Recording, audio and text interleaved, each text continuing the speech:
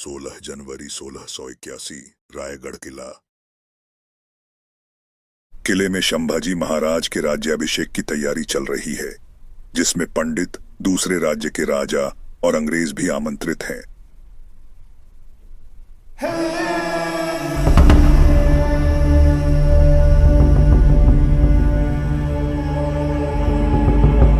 संभाजी ने अपने पिता छत्रपति शिवाजी महाराज की मृत्यु के बाद 1681 में छत्रपति का सिंहासन संभालना शुरू किया।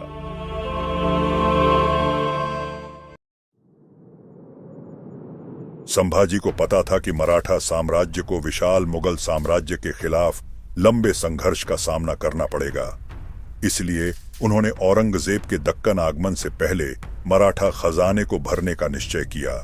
साथ ही वह औरंगजेब पर पहली जीत हासिल कर एक मानसिक बढ़त प्राप्त करना चाहते थे। इस प्रकार छत्रपति संभाजी का पहला सैन्य अभियान उनके पिता के ही अंदाज में शुरू हुआ। उन्होंने बुरहानपुर पर हमला करने का निर्णय लिया। संभाजी ने 3 सैन्य टुकड़ियों को एकत्र किया और खानदेश की राजधानी और दक्कन के सबसे समृद्ध नगर बुरहानपुर पर धावा बोल दिया। पहली टुकड़ी 15,000 मराठा घुड़सवारों की सेना के साथ सरलश्कर हम्बीर राव मोहिते बुरहानपुर के पास के जंगलों में पहुंचे। इधर काकर खान, जो उस समय बुरहानपुर की रक्षा कर रहा था, जैसे ही उसने हमले की खबर सुना, तात्कालिक सेना की कमी के कारण काकर ने आसपास के नागरिक सेना को इकट्ठा कर हम्बीर राव पर हमला करने का निर्णय लिया। जैसे ही काकर सेना के साथ नगर के द्वार से बाहर निकला, संभाजी ने 4,000 घुड़सवारों के साथ पुराने गड्ढों से अचानक हमला कर दिया। मुगल सेना इस हमले के लिए तैयार नहीं थी और पूरी तरह पराजित हो गई।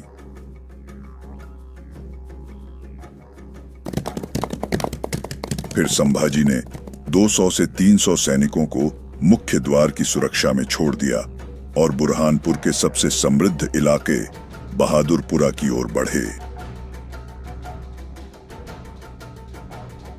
उन्होंने व्यापारियों के घरों को लूटना शुरू कर दिया, जिनका स्थान पहले से ही उनके जासूसों द्वारा चिह्नित था। जल्द ही हम्बीर राव की सेना भी संभाजी के साथ मिल गई और मराठा सेना ने पूरे शहर को लूटना शुरू कर दिया।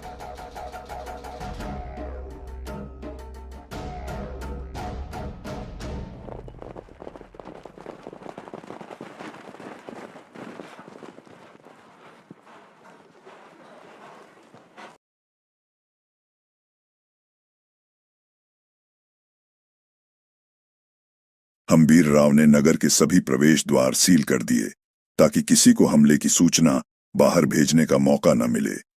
मराठों ने 3 दिनों तक लगातार नगर को लूटा। इस लूट से उन्हें लगभग 2 करोड़ रुपए की संपत्ति प्राप्त हुई। मराठों ने नगर के किले पर भी कब्जा कर लिया और काकर खान को बंदी बना लिया। बुरहानपुर की हार से मुगल सल्तनत को काफी हानि हुई। इस हार के बाद औरंगजेब ने दिल्ली छोड़कर तात्कालिक दक्षिण भारत में डेरा डाल दिया और कसम खाई कि तब वह संभाजी महाराज और मराठा साम्राज्य को खत्म नहीं कर देता, वो वापस दिल्ली नहीं जाएगा। उसने अपने सेनापति को आदेश दिया कि किसी भी कीमत पर संभाजी को पकड़कर उसके सामने पेश किया जाए।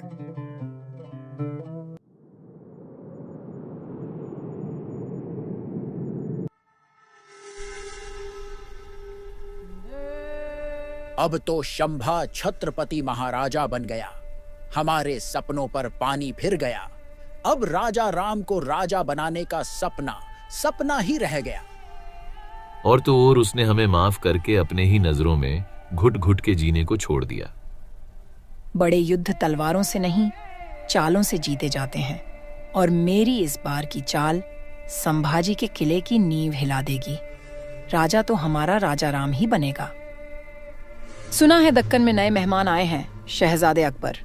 अगर वो औरंगजेब का बेटा अकबर हमारे साथ मिल जाएं, तो फिर संभाजी को हराना मुश्किल नहीं है। जिसके बाद सोयराबाई अपने सहयोगी मंत्रियों के साथ मिलकर औरंगजेब के बेटे अकबर को एक गुप्त संदेश भेजती है, जिसमें लिखा था, शहजादे अकबर, तुम्हारे पिता औरंग तुम्हें मिटाना चाहता है और उनसे सिर्फ हम मराठा ही बचा सकते हैं। पर यह काम सांभा महाराज हरगिज नहीं करेंगे। अगर आप हमारी मदद करें शंभा को गद्दी से हटाने का, तो हम और आप पूरे दक्कन पर हमेशा राज करते रहेंगे। यह वही अकबर हैं जिसने अपने पिता औरंगजेब की नीतियों के विरुद्ध बगावत कर दी थी और दक्कन भाग आया। फिलहाल उसे एक शक्तिशाली सहयोगी की आवश्यकता थी और सोयराबाई को भी एक मोहरा चाहिए था। इस संदेश के जरिए किस्मत ने उसे एक उम्मीद दी, क्योंकि अकबर जानता था कि बिना किसी मजबूत साथी और बड़ी सेना के वह औरंगजेब से युद्ध नहीं जीत सकता।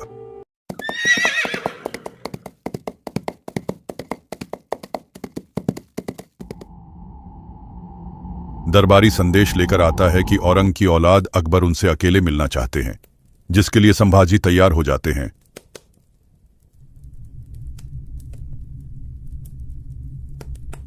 अकबर संभाजी महाराज को सोयराबाई के द्वारा षड्यंत्र में भेजे गए पत्र के बारे में सब बता देता है। जैसे ही संभाजी को इस साजिश के बारे में पता चला, तो उन्होंने अपने गुप्तचरों को सक्रिय किया।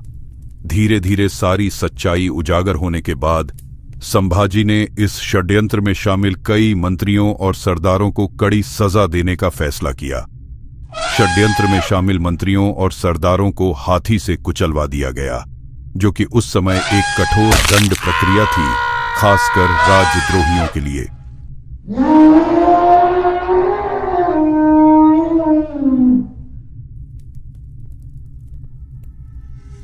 मेरी हर चाल तो नाकाम हो ही गई, साथ में किसी को मुंह दिखाने लायक भी नहीं रही।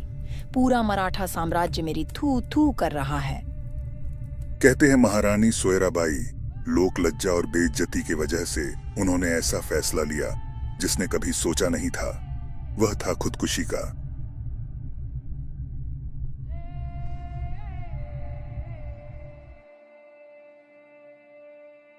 राजमाता सोयराबाई की मृत्यु के बाद संभाजी महाराज ने अपने शासनकाल में कई महत्वपूर्ण सैन्य और प्रशासनिक सुधार किए, जिससे मराठा साम्राज्य और अधिक शक्तिशाली हुआ। उनकी नीतियां शिवाजी महाराज की रणनीतियों पर आधारित थीं, लेकिन उन्होंने अपनी परिस्थितियों के अनुसार नई योजनाएं और सुधार भी लागू किए। संभाजी महाराज के समय मराठा साम्राज्य को कई दुश्मनों से एक साथ लड़ना पड़ रहा था, मुगल, पुर्तगाली, सिद्दी और अंग्रेज। इसलिए उन्होंने अपने सैन्य ढांचे को अधिक संगठित और आक्रामक बनाया। शिवाजी महाराज की छापामार रणनीति को संभाजी ने और उन्नत बनाया।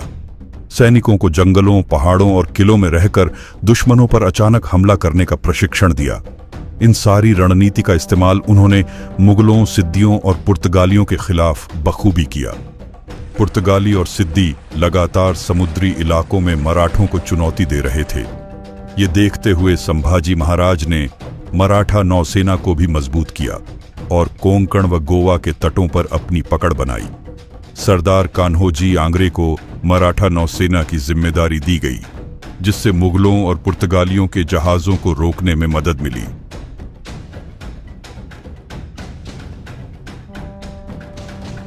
संभाजी ने अपने युद्धों में तेज आक्रमण और लूट की रणनीति अपनाई, जिसमें मराठों ने भारी लूट की और मुगलों को कमजोर किया। इस रणनीति से मराठों की अर्थव्यवस्था को फायदा हुआ और मुगलों की रीढ़ टूट गई।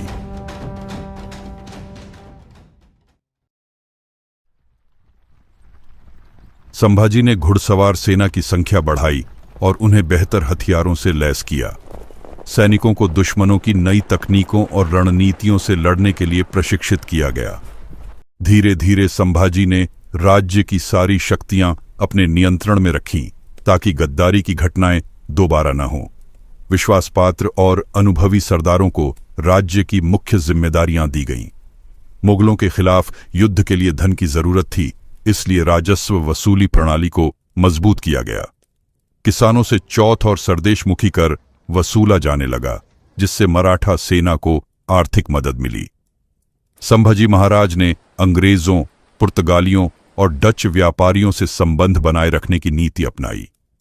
उन्होंने अंग्रेजों के साथ सीधा युद्ध नहीं किया, लेकिन उन्हें मराठा हितों के खिलाफ काम करने से रोका। समय था 1683 का, जब गोवा की धरती पर एक नया सूरज उगने वाला था। पश्चिमी तट पर बढ़ते यूरोपीय प्रभाव को रोकना जरूरी था। संभाजी महाराज जानते थे कि यदि पुर्तगालियों को यहीं न रोका गया तो वे मराठा साम्राज्य के लिए एक बड़ा खतरा बन सकते थे, और इस खतरे को मिटाने के लिए उन्होंने लिया एक बड़ा निर्णय, गोवा पर आक्रमण।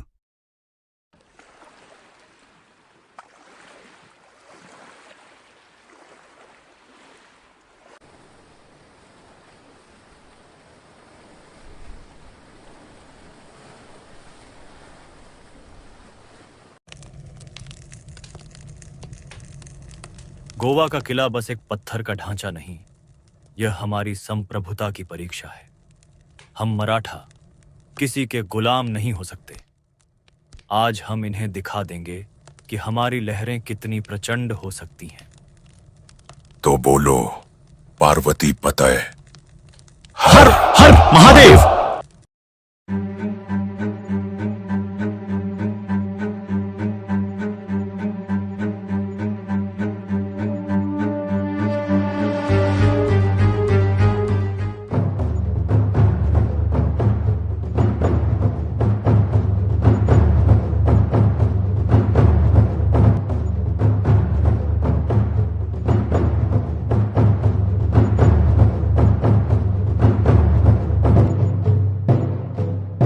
यह युद्ध मराठा पूरी तरह से जीत में नहीं बदल सके, क्योंकि पुर्तगालियों ने अंग्रेजों और मुगलों से मदद मांगी। जब औरंगजेब को पता चला कि मराठा सेना गोवा पर हमला कर रही है, तो उसने अपने एक बड़े सेनापति खान जहां बहादुर को मराठों के खिलाफ भेजा। जैसे ही खबर मिली कि एक विशाल मुगल सेना दक्षिण की ओर बढ़ रही है, तो संभाजी को रणनीतिक रूप से पीछे हटना पड़ा। उन्होंने यह फैसला इसलिए लिया क्योंकि मुगलों से सीधा टकराव उस समय जोखिम भरा हो सकता था।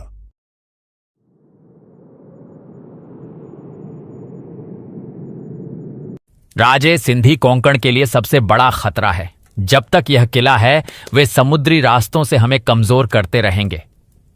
कोई भी किला अभेद्य नहीं होता, बस सही वार करना होता है। यह लड़ाई केवल जंजीरा की नहीं, यह मराठा गौरव की लड़ाई है। जंजीरा का किला मजबूत था, लेकिन मराठाओं का इरादा और भी मजबूत। रात के अंधेरे में मराठा सैनिकों ने समुद्र के रास्ते चढ़ाई शुरू की।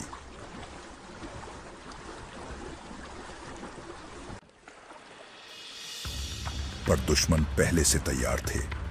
मराठा सैनिक किले पर चढ़ने की कोशिश कर रहे हैं, लेकिन सिंधियों की जबरदस्त जवाबी कार्रवाई से संघर्ष और भी कठिन हो जाता है।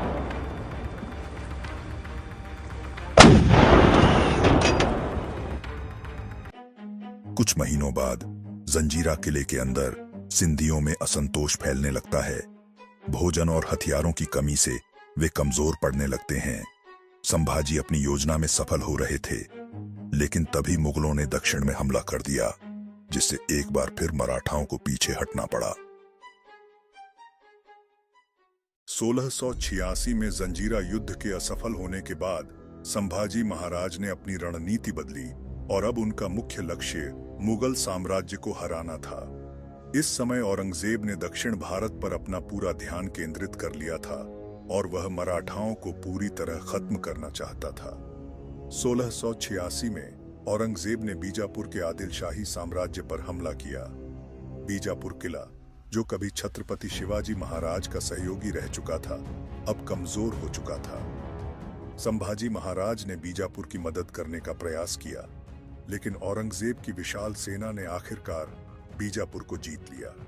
अब बीजापुर के पतन के बाद मराठा साम्राज्य मुगलों के खिलाफ अकेला पड़ गया था। 1687 में औरंगजेब ने गोलकुंडा के कुतुबशाही साम्राज्य पर हमला किया। गोलकुंडा एक मजबूत राज्य था, लेकिन अंततः मुगल सेना ने इसे भी जीत लिया। इस युद्ध के बाद मराठाओं के लिए एक और संकट आ गया, क्योंकि अब दक्षिण में मुगलों का पूर्ण नियंत्रण बढ़ता ही जा रहा था। अब औरंगजेब का अगला लक्ष्य संभाजी महाराज और मराठा साम्राज्य था। संभाजी महाराज को एहसास हो गया कि अगर मराठाओं को बचाना है तो उन्हें अब और भी आक्रामक रणनीति अपनानी होगी। 1687 में संभाजी महाराज ने मुगलों की बढ़ती शक्ति को कमजोर करने के लिए विदर्भ के कई ठिकानों पर हमला करने की योजना बनाई। उन्होंने अपने सेनापतियों को अलग अलग दिशाओं में भेजा ताकि मुगल सेना को विभाजित किया जा सके। रायगढ़ से सेना निकलकर पहले चांदा की ओर बढ़ी, फिर आगे जाकर अमरावती और वर्धा में हमला किया। मराठा सैनिकों ने तेजी से हमले किए और कई मुगल चौकियों को नष्ट कर दिया। 1688 के समय में बुरली घाट विदर्भ के प्रमुख मार्गों में से एक था, जहां से मुगलों को दक्षिण भारत में सैन्य सहायता मिलती थी। संभाजी महाराज ने अपनी गुरिल्ला युद्ध नीति का उपयोग करते हुए मुगल सेना पर अचानक हमला किया। मराठाओं ने रात में हमले किए, मुगल शिविरों में आग लगाई और कई मुगल अधिकारियों को मार गिराया। मुगलों की सेना ने संभाजी को रोकने की कोशिश की, लेकिन मराठाओं की तेज रणनीति के आगे वे विफल हो गए। संभाजी महाराज की सेना ने बुरली घाट के आसपास के कई छोटे किलों पर कब्जा कर लिया। यह लड़ाई मराठाओं के लिए एक बड़ी जीत थी, क्योंकि इससे मुगलों की दक्षिण भारत में पकड़ कमजोर हो गई। इसी दौरान मुगल सेनापति मकरंद पंडे और हामिदुद्दीन खान ने संभाजी को पकड़ने के लिए कई बार अभियान चलाया, लेकिन संभाजी महाराज ने अपने तेज दिमाग और गुरिल्ला युद्ध नीति से हर बार मुगलों को चकमा दे दिया। वह बार बार अपने ठिकाने बदलते रहे और कभी पहाड़ों में, कभी जंगलों में रहकर युद्ध करते रहे। मुगल सेना भारी संख्या में थी, लेकिन वे मराठाओं के गुरिल्ला हमलों से कमजोर हो गए। मराठा घुड़सवार सेना ने मुगल शिविरों पर बार बार हमले किए और उनकी रसद आपूर्ति को बाधित कर दिया। इसके कारण मुगलों की युद्ध नीति असफल होती गई और वे विदर्भ में कोई बड़ी जीत हासिल नहीं कर पाए। विदर्भ की हार के बाद औरंगजेब ने अपने सबसे भरोसेमंद सेनापति मुकर्रब खान और नवाब नसरुल्लाह खान को एक गुप्त अभियान पर भेजा। संभाजी महाराज को धोखे से पकड़ने की योजना बनाई गई। औरंगजेब ने मुगल शासन के अंतर्गत आने वाले राज्यों को आदेश दिया कि वे मराठाओं को किसी भी तरह कमजोर करें। उसने अपने गुप्तचरों को मराठा साम्राज्य में भेजा ताकि वे संभाजी महाराज के ठिकाने की जानकारी जुटा सकें। लेकिन संभाजी की किस्मत में तो आस्तीन का सांप उनके ही घर में है। वह दोनों संगमेश्वर में मौजूद है। मौका देखकर मैं तुम्हें सूचना भेज दूंगा। संभाजी महाराज अपने प्रिय मित्र कवि कलश के साथ संगमेश्वर में ठहरे हुए थे। वह दोनों वहां संगमेश्वर में एक अहम बैठक के लिए मौजूद है, जिसके लिए वह वापस 31 जनवरी 1689 को संभाजी रायगढ़ के लिए निकलने वाले थे। इस दौरान उनके अपने साले गनौजी शिर्के ने संभाजी को फंसाने का जाल बिछाना आरंभ किया। गनौजी ने संभाजी से झूठ कहा कि यहाँ के लोग आपसे मिलना चाहते हैं, तो अपने इलाके के लोगों से मिलने के लिए संभाजी तैयार हो गए। इस दौरान उन्होंने अपनी सेना की एक बड़ी टुकड़ी रायगढ़ के लिए रवाना कर दी थी। वहीं अपनी सुरक्षा के लिए सिर्फ 200 सैनिकों को ही साथ रखे थे, जिसके बाद योजना के तहत इस बात की जानकारी गनौजी ने तुरंत मुगल सेना के सरदार मुकर्रब खान को भिजवा दिया। जैसे ही संभाजी और कवि कलश गुप्त रास्ते से निकल रहे होते हैं, सूचना मिलते ही मुकर्रब खान अपने 500 सैनिकों के साथ संभाजी और कवि कलश पर हमला कर देता है। आज हम मराठा खून की होली खेलेंगे, फाड़ देना सबको, हर हर महादेव। आखिरी सांस तक मराठा मुगल से लड़ते रहे। अंततः मुगल सेना मराठा सैनिकों की हत्या कर देते हैं। दुर्भाग्य से मुगल सेना ने छत्रपति संभाजी महाराज और कवि कलश को बंदी बनाने में सफल हो जाते हैं।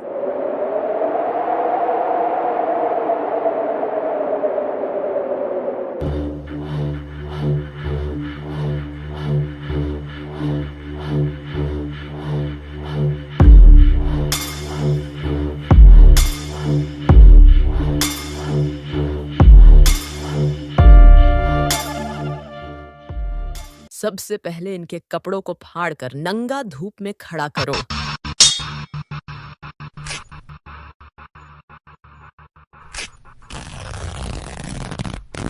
मुकर्रब खान, इन्हें लहू लोहान कर दो। दर्दनाक चीखें निकलनी चाहिए।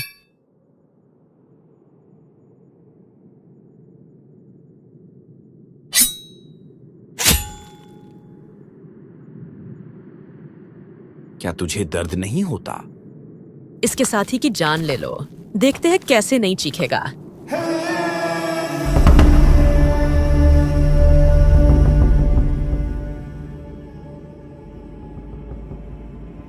औरंग की बेटी जेब उन निशा के आदेश पर नसरुद्दीन कवि कलश की जान ले लेता है।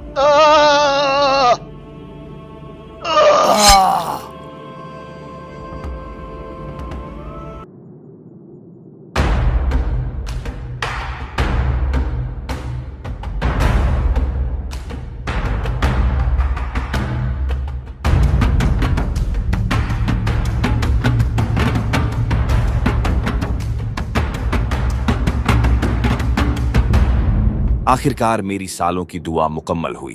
खैर मना औरंग, मेरे हाथ खुले नहीं हैं, वरना तू और तेरा दुआ धुआं बन चुका होता।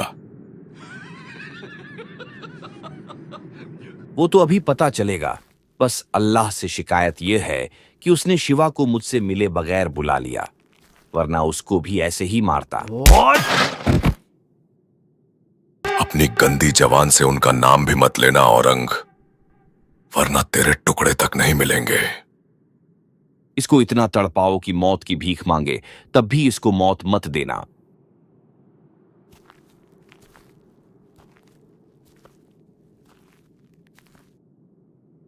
नसरुद्दीन खान, इसके उंगलियों से एक एक करके सारे नाखून खींच लो।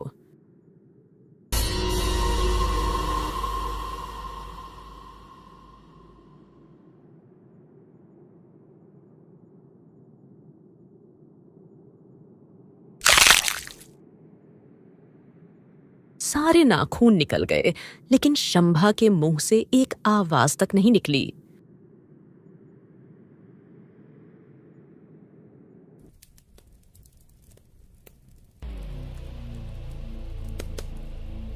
पांच दिन से उसको जानवरों की तरह दर्द दिया जा रहा है, पर एक आवाज तक उसने नहीं निकाली। औरंगजेब ने उसकी चीखें सुनने के लिए मुकर्रब खान को शंभाजी की आंखें फोड़ने का आदेश दिया।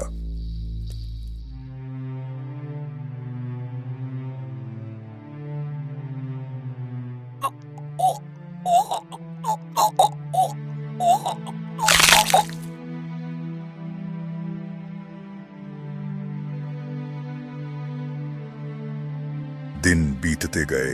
मुगल हमारे छावा की चीखें सुनने के लिए उनको काफी दर्द दिए। रोजाना कांटे वाले चाबुक से उनके शरीर को छीला जाता, कभी गर्म खोलता हुआ पानी से उनके चोटों पर डाला जाता।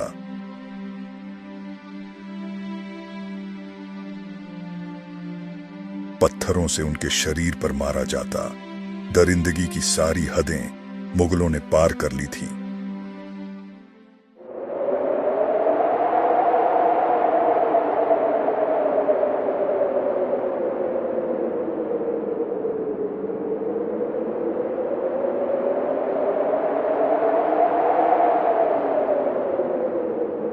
मान गया मैं तुम मराठाओं शेर को।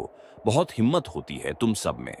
हार गया ये आलमगीर शंभा के सामने। तुम जीते कब थे? ये सब छोड़ो संभा, सुलह कर लो, मैं तुम्हें छोड़ दूंगा। बस शर्त ये है तुम इस्लाम कबूल कर लो, हमारी तरफ आ जाओ।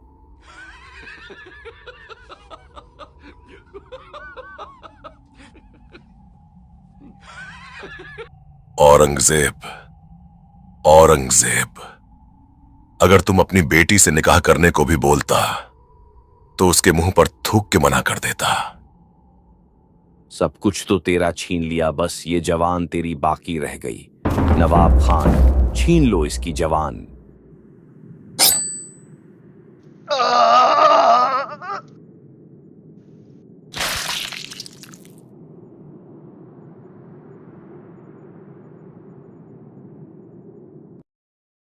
आखिरकार 39 दिन तक औरंगजेब का घमंड तोड़ने के बाद 11 मार्च 1689 को शंभाजी महाराज मां भवानी को प्राप्त हो गए।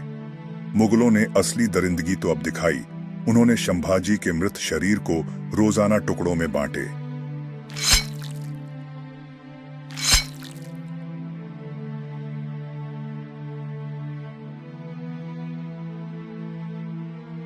मन नहीं भरा तो उनका सिर धड़ से अलग करके पूरे शहर में घुमाया। अंत में उनके शव के टुकड़े को नदी में फेंक दिया। लेकिन पास के ग्रामवासियों ने महाराज के शरीर को एकत्रित करके उनका अंतिम संस्कार किया।